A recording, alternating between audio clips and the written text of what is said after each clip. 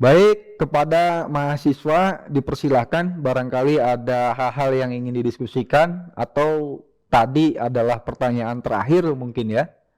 Namun sebelum kita tutup sesi pertemuan yang ke-9 hari ini, saya ingin menyampaikan informasi bahwa di pertemuan nanti yang ke-10 kita akan mempelajari tentang partai politik ya, yang mana di dalam capaian pembelajaran lulusan bahwasanya nanti mahasiswa itu akan dijelaskan terkait beberapa hal, diantaranya definisi dari partai politik itu sendiri, fungsi partai politik, sistem kepartaian, dan juga aspek penting di dalam sistem kepartaian itu sendiri. Nah, itu adalah bahan yang akan kita diskusikan atau materi yang akan disampaikan di pertemuan yang selanjutnya. Dan selain itu juga ada beberapa hal sedikit mengulas terkait dengan RPS yang sudah saya sampaikan di awal pertemuan ya, bahwasanya kenapa ilmu politik ini menjadi mata kuliah dasar ya, karena mata kuliah ini tentunya memiliki esensi yang penting ya, selain melatih kita peduli terhadap perkembangan kebangsaan dan politik ke depan gitu. Selain itu juga di dalamnya memiliki beberapa deskripsi singkat daripada mata kuliah. Di antaranya terkait dengan pengertian, lalu kemudian definisi, ada konsep, sejarah perkembangan, hubungan ilmu politik dengan ilmu pengetahuan lainnya, dan tentunya terkait dengan institusi politik ya, ada proses politik, interaksi politik, ideologi politik, dan Pancasila itu sendiri. Selain itu ada konstitusi ya, kita mengenal undang-undang dasar. Di dalamnya itu ada demokrasi, ada partisipasi politik, dan nanti kita akan mendalami terkait dengan partai politik dan tentunya hak asasi manusia. Nah, itu mungkin hal yang ingin saya sampaikan di akhir perkuliahan hari ini. Semoga di pertemuan yang selanjutnya teman-teman mahasiswa sudah mempersiapkan dan sudah membaca ya tentunya ya. Jadi nanti kita akan akhiri dengan sesi diskusi dan juga tanya jawab. Terima kasih. Wabillahi taufik wal hidayah. Wassalamualaikum warahmatullahi wabarakatuh. Bismillahirrahmanirrahim. Assalamualaikum warahmatullahi wabarakatuh. Sampurasun. Waalaikumsalam. Sebelumnya saya haturkan terima kasih ya kepada teman-teman mahasiswa yang mana di pertemuan hari ini kita akan menyampaikan terkait dengan materi pembahasan partai politik ya. Namun sebelumnya di pembahasan terdahulu tentu saya sudah menyampaikan terkait dengan yang namanya demokrasi. Baik pengertian sejarah demokrasi, lalu kemudian tipe demokrasi, ciri demokrasi, dan demokrasi di Indonesia itu sendiri. Nah, terkait dengan kondisi demokrasi di Indonesia, tentunya kita menganut sistem demokrasi Pancasila ya, yang mana ada istilah one man one vote ya, jadi satu orang memiliki satu suara, dan suara tersebut pada akhirnya dikonversikan terhadap siapa yang lebih banyak, dan tentunya itu yang menjadi pilihan dari demokrasi yang diinginkan oleh kita ya. Adapun di pertemuan yang lalu di sini juga ada yang namanya demokrasi multipartai ya. Nah, terkait dengan demokrasi multipartai ini yaitu kembalikan perimbangan kekuatan lembaga. Jadi ada perimbangan maksudnya di antara eksekutif, legislatif, yudikatif, dan evaluatif gitu. Dan ini demokrasi yang terlaksana dalam konteksnya demokrasi Pancasila di era reformasi setelah tahun 98 sampai hari ini. Dan kemudian di pertemuan sekarang teman-teman, tentunya saya ingin menyampaikan terkait dengan yang namanya dasar-dasar ilmu politik ini ya. Jadi eh, karena bangsa ini adalah bangsa yang demokrasi ya, yang mana partai politik itu merupakan eh, salah satu alat atau kendaraan untuk mewakili masyarakat pada saat di Dewan Perwakilan Rakyat gitu, dan itu perwakilan daripada partai politik. Dan setelah mereka menjadi anggota dewan dalam hal ini memiliki tugas yang tentunya sangat berat gitu ya, keberadaan dari anggota legislatif tersebut. Selain budgeting, legislasi dan juga controlling atas apa yang akan dilakukan oleh eksekutif dalam hal ini pemerintah. Namun sebelum masuk ke pembahasan itu, ini kita hari ini akan memagari pembahasannya tidak lebih daripada terkait dengan partai politik itu sendiri. Dan sebelumnya ada cuplikan dari Kompas TV ya, terkait dengan persiapan penyelenggara pemilu, dalam hal ini KPU RI, saat melakukan verifikasi administratif partai peserta pemilu di tahun 2024. Ini tayangannya bisa diperlihatkan.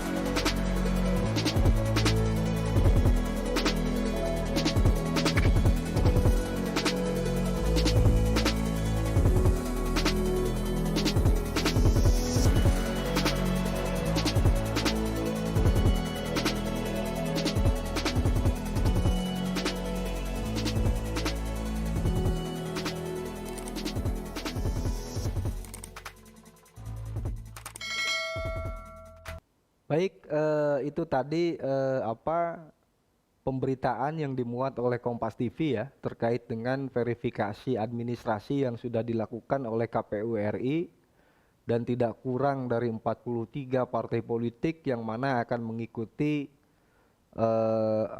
peserta pemilu di tahun 2024 nanti. Nah, masuk ke materi hari ini saya sudah membuat PPT ya, atau PowerPoint terkait dengan definisi dari partai politik. Nah ini ya, ini dasar-dasar ilmu politik. Nah, tadi kasus yang memang saya munculkan untuk merespon Anda biar terbawa dan memiliki manfaat. Kok ngapain sih kita harus mempelajari tentang partai politik?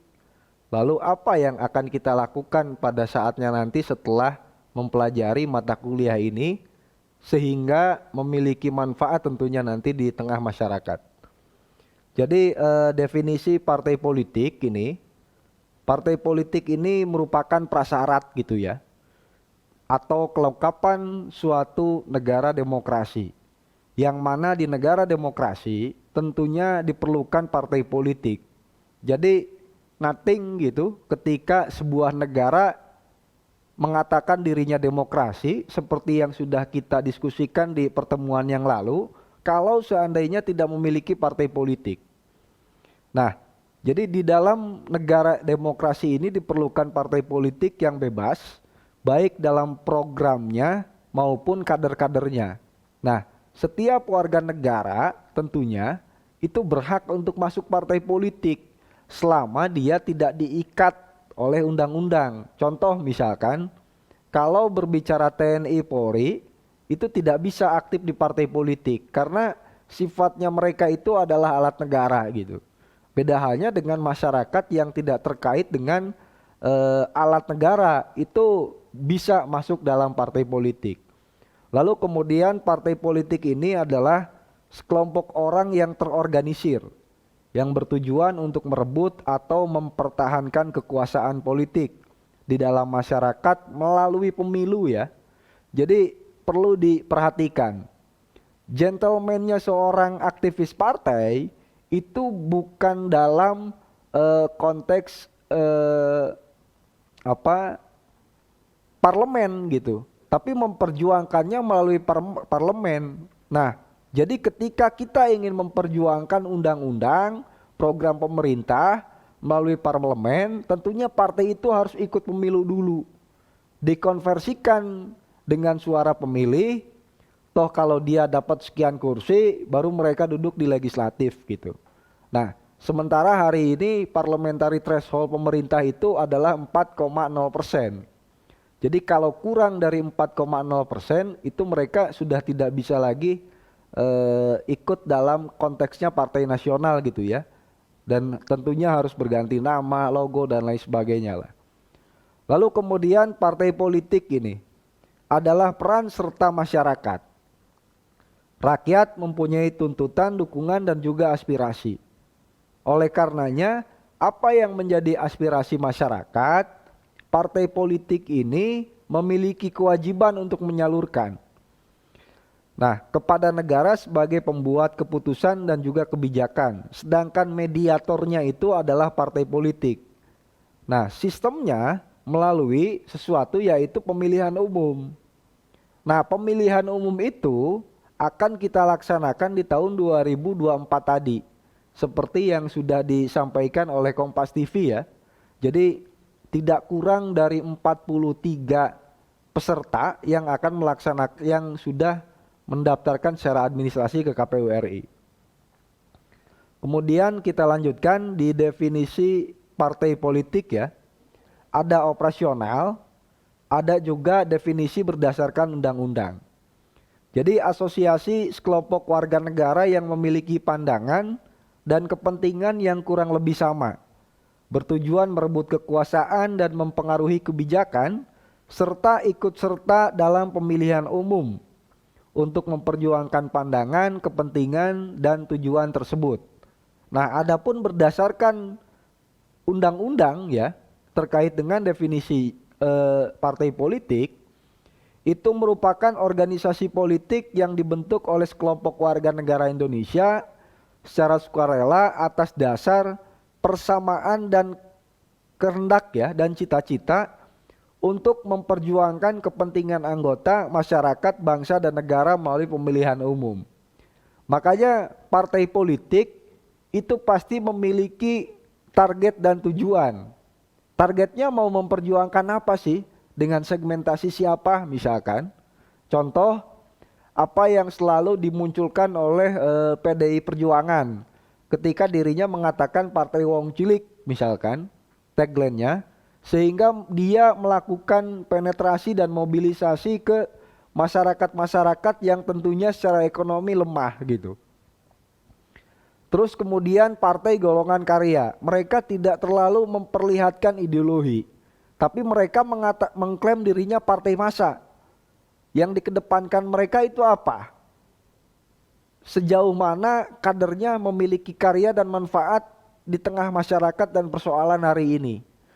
Dan mereka mengklaim dirinya sebagai partai modern yang mana banyak tergabung pengusaha tentunya yang memiliki bisnis ya, yang mana itu merupakan program padat karya untuk kesejahteraan masyarakat, apalagi kemarin kita ditempa persoalan pandemi gitu.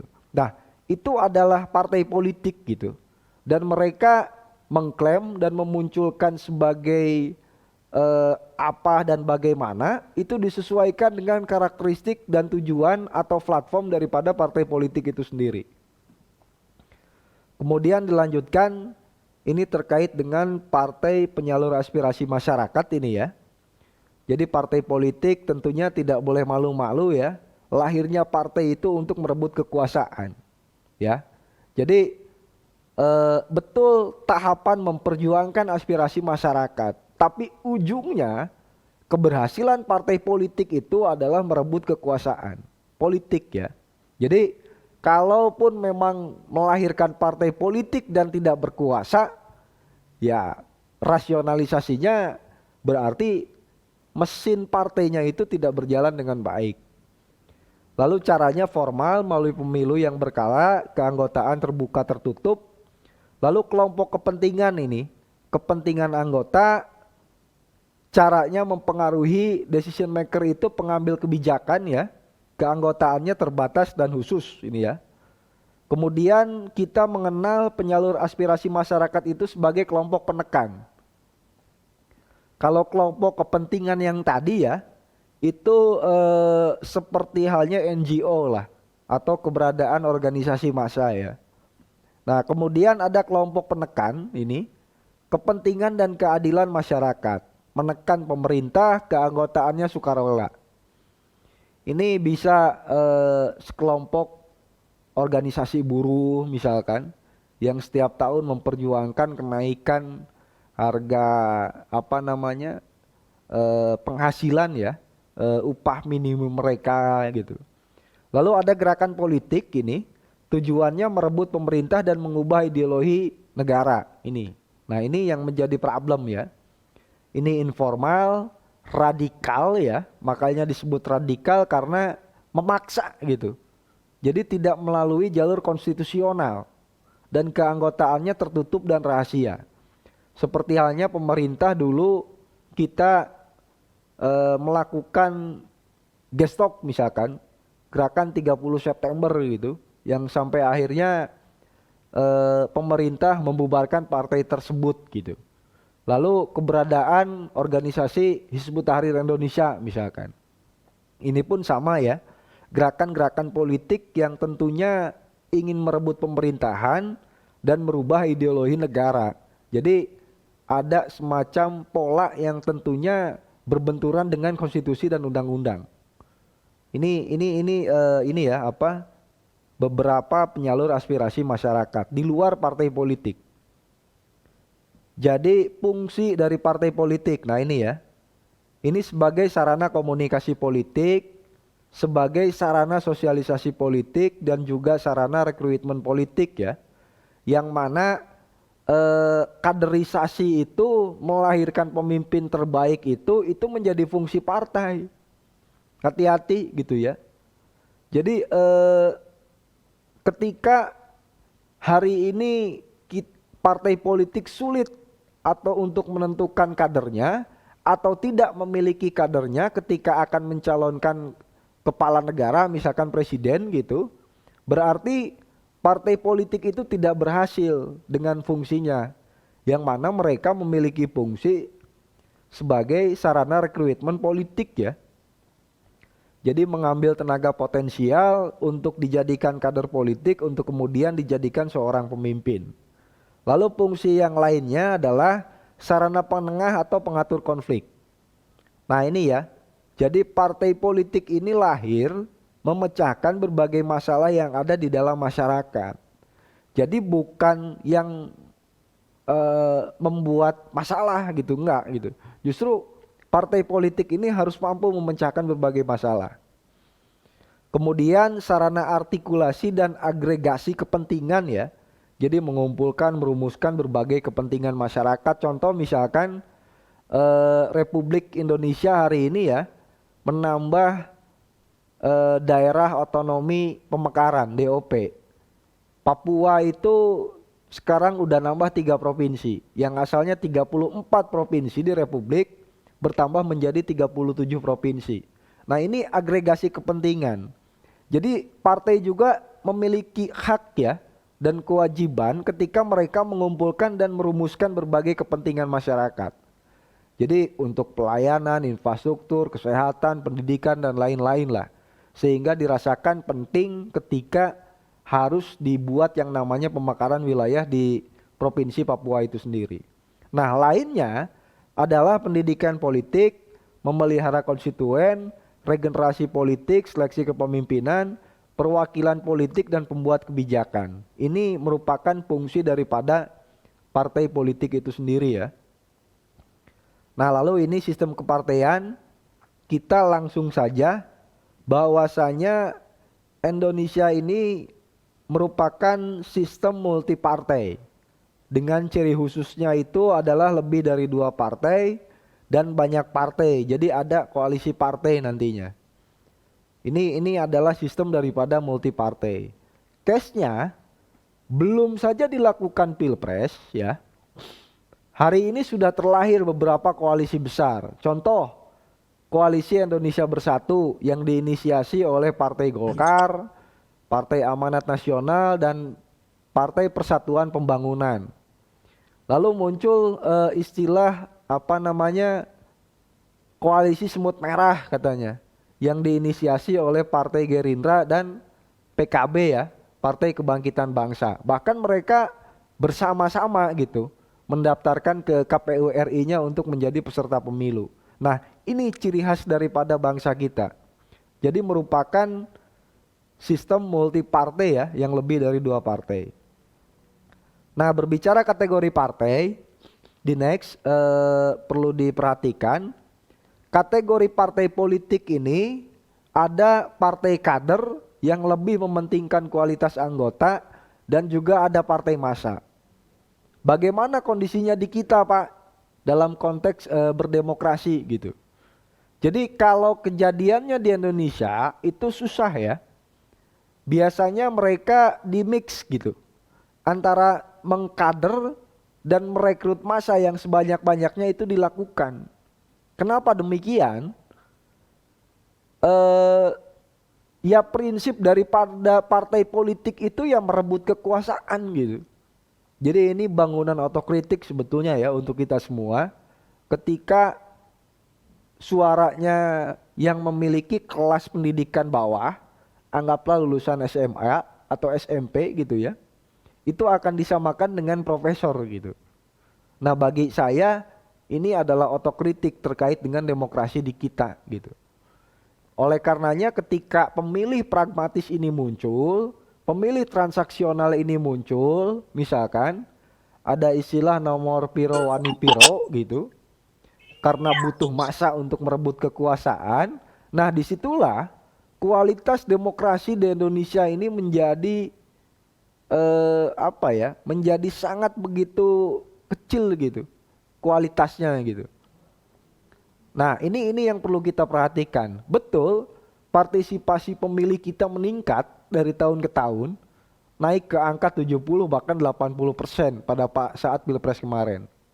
Tapi lagi-lagi kualitas demokrasinya perlu diperhatikan. Caranya gimana? Pertarungan calon itu, baik partai politik ya, itu harus berupa ide dan gagasan ya. Nah, itu namanya kualitas demokrasi. Oleh karenanya apa? Tugas berat partai politiklah ketika mereka harus melakukan pengkaderan yang lebih mementingkan kualitas anggota. Jadi jangan hanya sekedar kuantitasnya yang diambil gitu maksudnya. Ya di sisi lain fungsi daripada partai ini untuk merebut dan mengambil alih kekuasaan. Tapi di sisi lain kategori partai politik ini memiliki 2 konteks ya. Ada partai kader dan juga ada partai massa. Nah ini perlu didiskusikan lah lebih dalam nanti. Lalu kemudian aspek pentingnya, ini tambahan saja ya. Jadi ada jumlah partai yang berdiri serta jumlah partai yang bersifat efektif ini ya. Kemudian kemudahan pembentukan dan pembuaran partai ini pun diatur oleh undang-undang. Lalu ada tingkat kompetensi antar partai, praktik demokrasi di dalam partai ya. Jadi ada pembeda setiap partai politik gitu. Ada yang memang dilakukan secara demokratis, ada yang dilakukan demokrasi terpimpin misalkan. Contoh eh, apa namanya, mereka kumaha ketua umum gitu. Jadi ketua partai di tingkat daerah dan di tingkat cabang itu bisa diganti kalau ketua umumnya menginginkan. Dan ada satu partai politik di Indonesia, menariknya ini, yang tidak ada SK berlaku daripada ketua partai gitu. Dan tidak melakukan mekanisme secara apa namanya, secara demokratis gitu. Nah ini praktik demokrasi di dalam partai pun menarik lah. Kalau harus dijelaskan lebih jauh ya nanti. Nah ini ada indikator partai tradisional dan modern. Ada partai yang ideologi, yang tradisional itu tertutup, modern ini terbuka ya. Jadi cara kerjanya ada yang oligarki, tapi ada yang modern itu demokratis ya. Tidak sentralistik tapi desentralistik, jadi bottom up gitu. Lalu tingkat kepemimpinannya itu personal, tapi yang modern itu kolektif kolegial. Jadi musyawarah mufakat gitu. Kemudian cara menyelesaikan konfliknya pun yang tradisional ini tertutup, kalau yang modern ini terbuka. Jadi dibuat transparan lah, semua kader itu tahu. Nah basis dukungan kalau yang tradisional itu ada underbawah elit ya.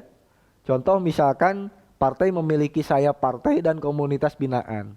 Itu adalah tradisional ya. Tapi yang modern ini kelompok kepentingan transaksional konstitusional, konstituen gitu. Jadi konstituen maunya apa? Nah, kami punya misi dan gagasan ini, nyambung. Nah, seperti itu. Lalu pendulangan dukungan, ini ada negosiasi elitis yang tradisional, jadi hanya ketua-ketua partai saja yang memikirkan. Tapi kalau indikator partai yang modern, ini ada pemasaran politik dan pemasaran sepanjang masa. Jadi ketika contoh misalkan di luar negeri ya, di Eropa, itu ada partai buruh. Jadi mereka memperjuangkannya buruh saja gitu.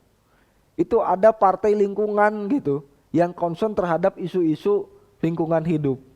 Jadi partai itu konteksnya bukan lagi mewakili semua program atau persoalan yang ada di masyarakat, tidak.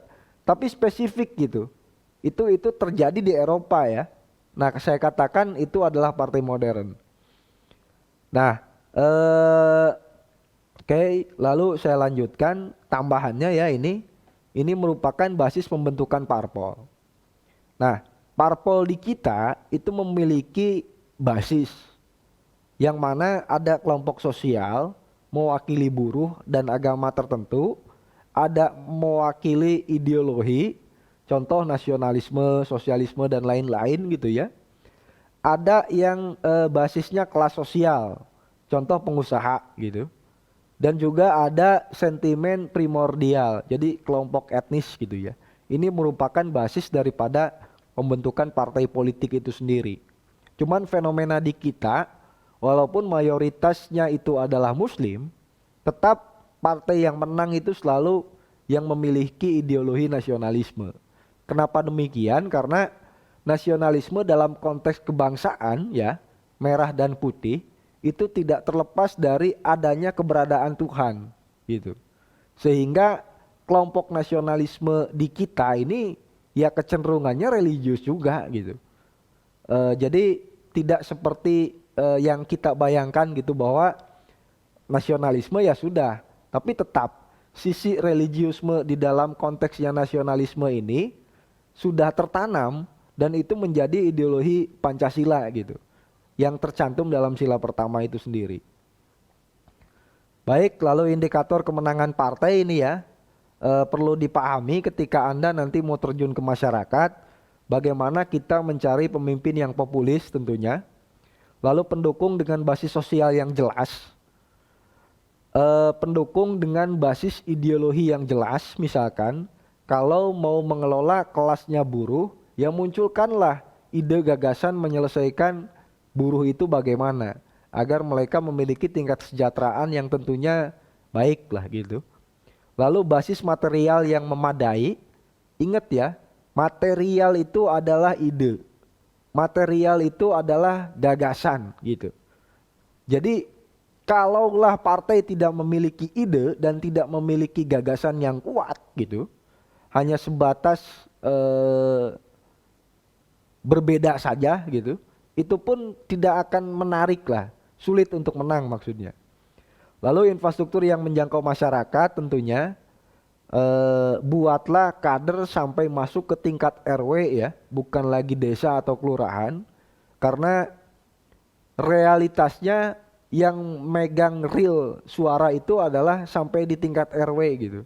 Nah ini infrastrukturnya harus menjangkau sampai ke tingkat RW itu sendiri. Lalu penyebaran kader yang merata dan juga program dan kualitas dari kandidat. Nih ya, jadi hati-hati persiapkan diri kalian teman-teman ketika memahami partai politik ini sesuatu hal yang perlu dijadikan sebagai masa depan misalkan. Tapi tentunya jangan pernah Anda terlahir di partai politik tapi tidak mampu mengeluarkan ini ya, indikator kemenangan ini. Kalaulah ketujuh indikator ini bisa kalian lakukan, kita lakukan ya, selaku kader bangsa tentunya, teman-teman mahasiswa, pada akhirnya partai kita, partai politik itu akan diterima oleh masyarakat gitu. Baik, itu yang ingin disampaikan dan terakhir kita akan membuka sesi diskusi ya dan tanya jawab terkait dengan apa yang sudah tadi saya sampaikan dalam pemaparan di slideshow ini. Mangga silakan untuk waktu dari siapa dulu yang ingin bertanya? Boleh Pak, saya Pak. Iya silakan. Tadi yang soal tentang presiden threshold Perkenalkan dulu namanya. 192040196. Baik silakan, boleh bertanya. Oke. Tadi menyambung soal yang presiden threshold. Menurut Bapak itu presiden threshold itu apakah dia itu memang tujuannya untuk melenggangkan oligarki atau untuk kepentingan rakyat? Itu pertama. Yang kedua, apakah presiden threshold itu tidak merusak tatanan demokrasi juga, yang dimana setiap warga negara punya hak juga untuk mencalonkan diri sebagai capres dan cawapres gitu. Terima kasih. Baik, kita langsung jawab saja ya. Jadi biar nanti yang lain bisa diskusi lah. Saya kira yang namanya kita hari ini sedang membahas keberadaan akan partai politik ya. Yang dibahas itu parliamentary threshold sebetulnya. Dengan jumlah 4%. Oke, kita masuk ke presidensial threshold nggak apa-apa lah. Karena itu adalah produk partai politiknya calon presiden kayak gitu. Indonesia berdasarkan atas Undang-Undang Nomor 7 Tahun 2017, pemilu kada, pileg dan pilpres ya, tidak kurang dari 20% memang. Baru orang itu bisa mencalonkan sebagai capres dan cawapres di Indonesia ya. Nah, pertanyaan tadi itu adalah produk daripada undang-undang. Nah, tata kelolanya yang sudah disampaikan oleh partai politik ya terkait dengan batas ambang daripada pencalonan presiden sudah melalui yang namanya kajian dan menerima naskah akademik gitu. Karena apa? Ini untuk memudahkan masyarakat tentunya. Coba bayangkan oleh Anda ketika saya mencalonkan presiden, sementara orang seperti saya tuh ribuan di Indonesia. Siapa yang tidak mau jadi presiden? Saya mau. Terbayang kalau keran demokrasinya dibuka. Calon presiden 1000 kumaha nu milih nata. Ini perlu dipahami. Makanya ada proses penggodokan melalui partai politik, melalui parlemen itu sendiri. Yang mana tidak kurang dari 20% baru bisa mencalonkan presiden dan calon wakil presiden gitu. Pada prinsipnya apa? Untuk memberikan kemudahan kepada masyarakat ketika calon presiden ini memiliki jejak rekam tentunya, berkiprah di partainya juga sudah jelas gitu, dan pernah memiliki kebermanfaat di masyarakatnya gitu. Sehingga pada akhirnya dibuka demokrasinya itu ya tadi melalui program dan ditempa ketika dia sudah dikader oleh partai politik itu sendiri. Karena perlu diingat ya, partai politiknya memiliki fungsi yang mulia tadi. Jadi sebagai sarana rekrutmen untuk melahirkan pemimpin. Jadi kita tidak bisa alergi dengan partai politik. Toh faktanya demikian. Karena itu adalah konstitusi yang menjadi kesepakatan dalam bingkai multi partai dan demokrasi yang ada di Indonesia gitu. Ya, Rizky ya. Baik, selanjutnya silakan. Saya Pak. Ya, Kang Aldi silakan dikenalkan nama dan NPM-nya. Mau nanya Pak, perkenalkan, nama saya Ali Gunawan dari Angkatan 2019, mahasiswa komunikasi. Mau mempertanyakan Pak, kan tadi Bapak memaparkan bahwasanya ada partai kualitas dan juga ada partai massa gitu. Nah, melihat situasi dan kondisi saat ini di lingkungan partai nasional, lebih banyaknya partai massa atau partai kualitas gitu untuk relevan di situasi sekarang. Nah, pertanyaan kedua, tadi kan ada definisi bahwasanya partai ini harus bersama masyarakat ataupun harus melaksanakan kepentingan umum masyarakat. Nah, izin bertanya Pak, apakah pandangan Bapak terkait partai hari ini, apakah bersama masyarakat dan bersama kepentingan masyarakat atau tidak gitu Pak? Ya mungkin mohon pandangannya. Nah, mungkin pertanyaan ketiga terkait partai gitu Pak, kan tadi pun Bapak menjelaskan bahwasannya setiap partai itu memiliki ideologis. Nah, apakah saat ini partai semuanya terlihat ideologisnya atau tidak Pak? Yang saya tahu gitu, dan saya lihat setiap partai yang ada di Indonesia ini tidak terlihat ideologinya seperti apa gitu Pak, dan juga gagasan-gagasan yang dibawa dari setiap partai di Indonesia ini memang tidak terlihat gitu, apa yang sekiranya menjadi gagasan yang sehingga bisa membawa kepentingan masyarakat gitu Pak. Itu mungkin sekian, terima kasih. Assalamualaikum warahmatullahi wabarakatuh. Waalaikumsalam. Terima kasih ya Aldi ya. Pertanyaan yang cukup berat dan cukup panjang, 3 gitu ya. Jadi begini Aldi ya, tadi sudah disampaikan bahwa ada kategori partai di kita. Yang pertama itu adalah partai kader dan kedua massa.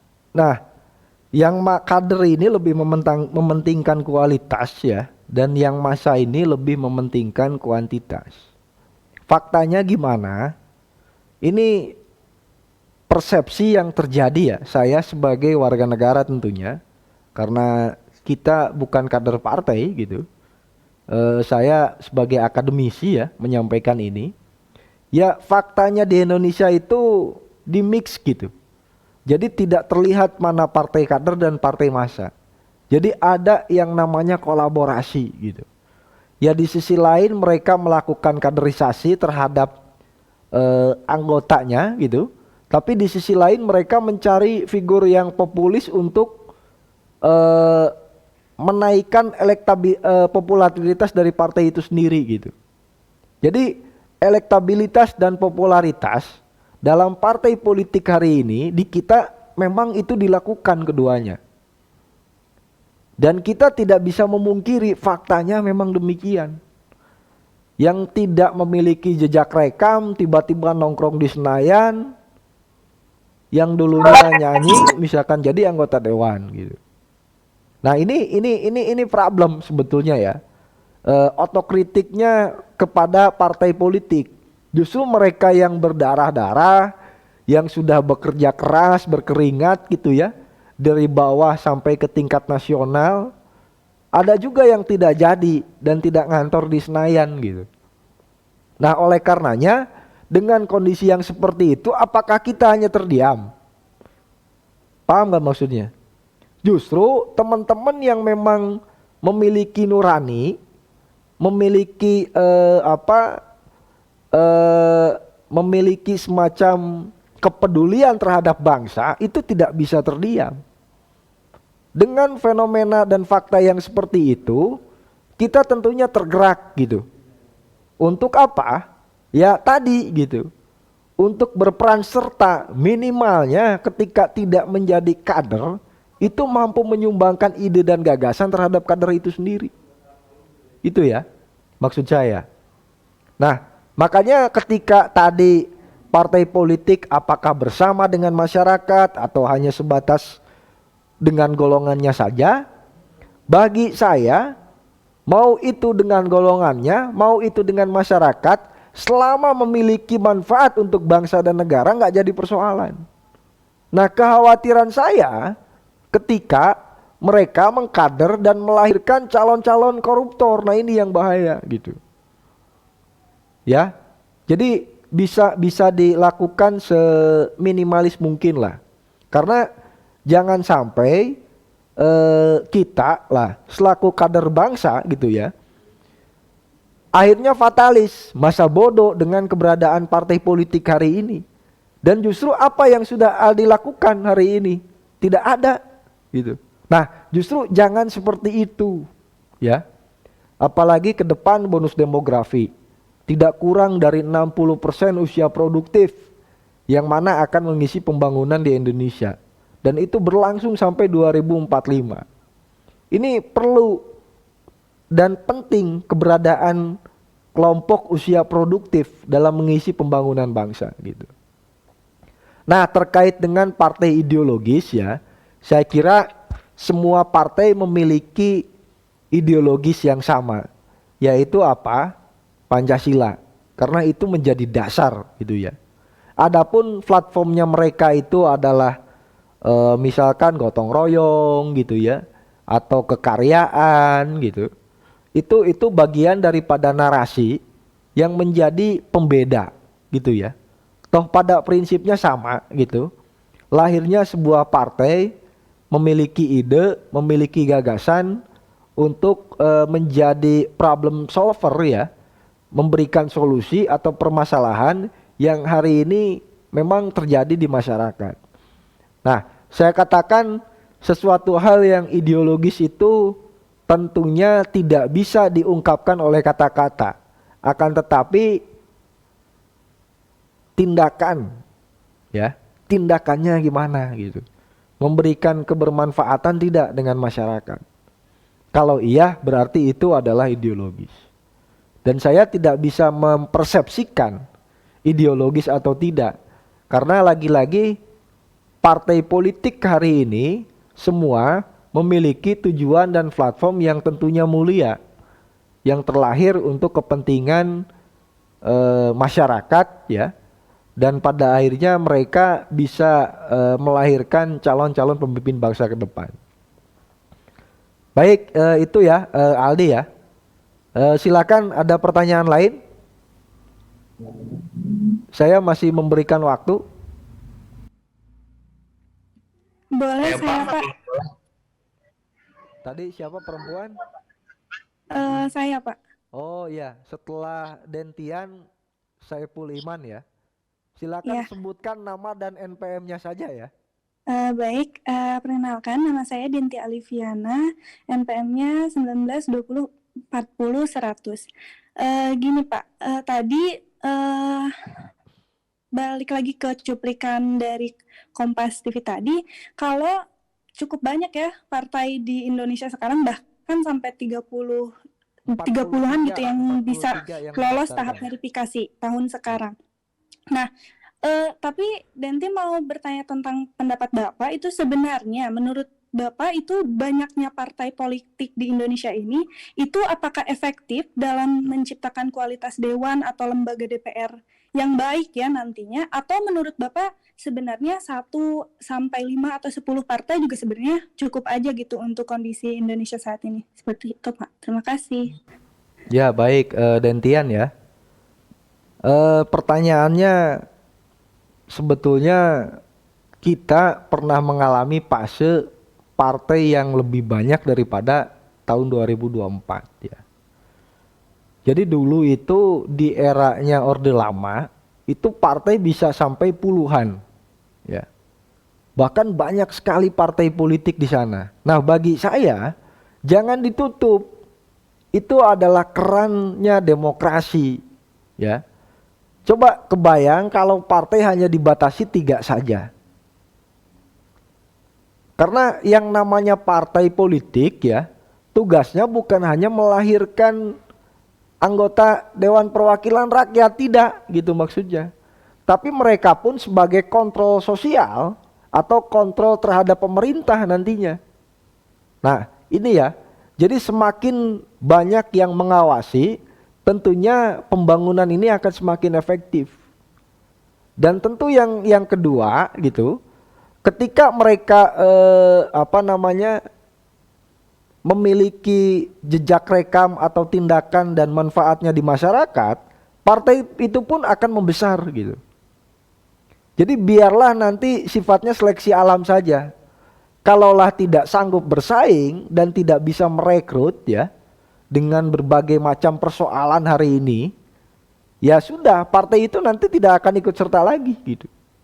Nah, oleh karenanya tadi saja di awal ada teman Anda yang menginginkan presidensial threshold itu dinolkan misalkan, karena gara-gara demokrasi.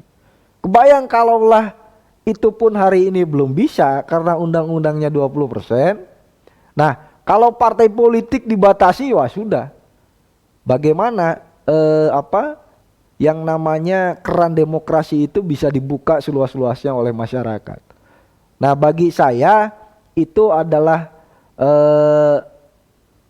udara segar gitu ya, membuka terhadap masyarakat, mereka yang memiliki tujuan dan niat untuk membangun bangsa yang lebih baik tentunya, sehingga pada akhirnya dengan banyaknya partai yang terlibat itu akan memberikan masukan, bahkan catatan akademik untuk pemerintah ketika akan melakukan perjalanannya selama 5 tahun ke depan.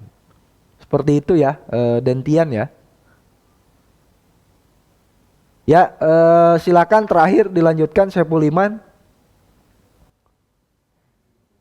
Ya, baik Pak, kan dari pertama Bapak bilang setiap orang itu boleh masuk partai politik tanpa terkait seperti anggota TNI atau Polri.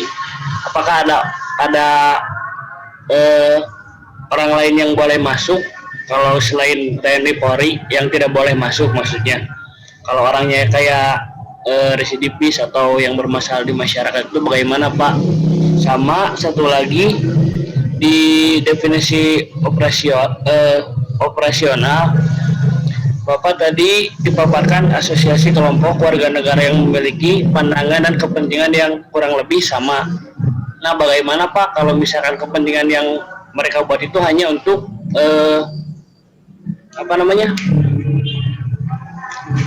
nafsu mereka, kelompok mereka aja, gimana Pak? Dan tidak mementingkan masyarakat lain gitu. Baik, terima kasih ya. Tadi pertanyaan terakhir yang disampaikan oleh teman Anda ya, Saiful Iman. Jadi yang pertama ya, yang namanya mantan binaan, jadi masyarakat binaan yang di lapas ya, ketika dia sudah keluar dan kembali lagi ke masyarakat sipil pada biasanya bukan binaan, ya dia sudah selesai menebus dosanya gitu, paham nggak maksudnya? Nah, jadi tidak boleh kita mengatakan itu residivis, yaitu mantan narapidana yang sudah kembali menjadi masyarakat biasa dan dia sudah diberikan hukuman oleh undang-undang, oleh konstitusi. Boleh aktif di partai, boleh, kecuali narapidana korupsi itu dibatasi. Jadi setelah keluar dari penjara gitu ya, setelah keluar di lapas binaan, dia diberikan jeda tidak lebih dari 5 tahun baru bisa aktif di partai politik gitu. Jadi ada masa istirahatnya dulu nih. Setelah dia keluar 5 tahun baru dia boleh aktif lagi dan mencalonkan diri jadi anggota Dewan Perwakilan Rakyat misalkan, atau aktif lagi di partai politik. Itu ada masa jedanya setelah keluar dari lapas ya. atau lembaga permasyarakatan itu sendiri. Nah, terus kemudian yang kedua terkait dengan masalah definisi operasional. Ini berbicara kepentingan yang kurang lebih sama. Saya kira yang namanya kepentingan yang kurang lebih sama tentunya memiliki manfaat yang sama untuk masyarakat. Boleh kita berpikir negatif ya, tapi harus by data. Datanya di mana? Kata siapa partai politik tidak memiliki manfaat untuk masyarakat? Paham nggak maksudnya? Ini harus berdasarkan atas data, ya. Jadi ketika kita mengatakan bahwa partai ini hanya mempentingkan kelompoknya, ya datanya mana? Gitu. Kalaulah tidak berdasarkan atas data, hanya sebatas asumsi, itu berarti sifatnya prasangka saja, gitu. Dan ini adalah ilmu. Dan bagi saya tidak ada jalan lain untuk memperjuangkan aspirasi masyarakat ya, dan ingin merubah bangsa dan negara kalau Anda tidak aktif di partai politik. Karena hari ini partai politiklah yang bisa merubah itu segalanya. Ya. Jadi agak dibuka kembali kerangka berpikir dan persepsi kita sebagai warga negara ya, ketika kita memandang yang namanya partai politik. Betul ada oknum di dalamnya. Jangankan anggota dewan ya, mau itu TNI, mau itu Polri ya, dengan kasus yang sedang ramai hari ini, ya oknum mah tetap ada gitu maksudnya. Akademisi, dosen saja ada gitu yang jadi oknum gitu. Jadi bagi saya ya, itu adalah dinamika dan tantangan yang memang harus kita hadapi bersama-sama. Sehingga kita terbuka bahwasanya keberadaan partai politik suka tidak suka itu bisa merubah situasi yang ada di masyarakat. Ya, terus yang tidak boleh berpolitik itu sebetulnya bukan hanya TNI Polri ya. Izin tadi tambahannya termasuk PNS itu ya. Itu tidak boleh aktif di partai politik ya.